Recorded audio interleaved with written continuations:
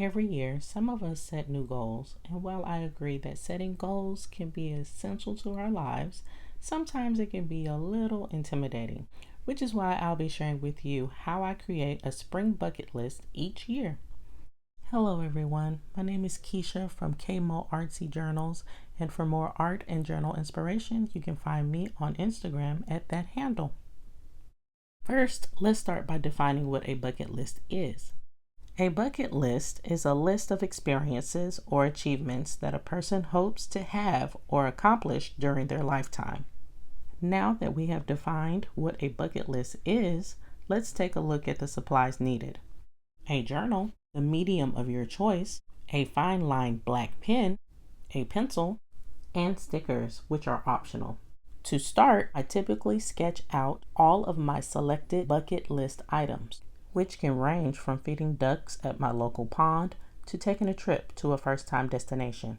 Now, I'm using stickers from the Archer and Olive Winter Collection. Using stickers can be a great option if you don't want to draw or have time to draw. I love to go on hikes and walks, so I thought this sticker was perfect.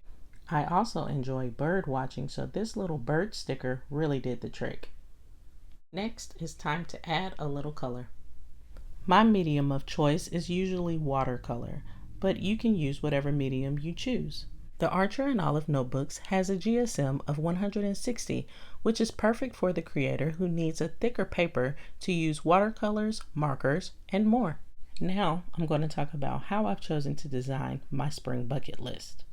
As you can see, I've chosen to design my list similarly to a checklist. For me, a bucket list is a creative way of setting goals without the stress of having rigid timelines. Another reason why I prefer a checklist method for seasonal plans is because I like the flexibility of that kind of planning process. I like to approach the idea of a bucket list as a marathon and not a sprint. The experiences that you have on your bucket list can reflect lofty goals such as going on a 2-week vacation or setting a reading goal for the year. Your bucket list can be made to reflect the year, month, or it can even be seasonal. It's really up to you.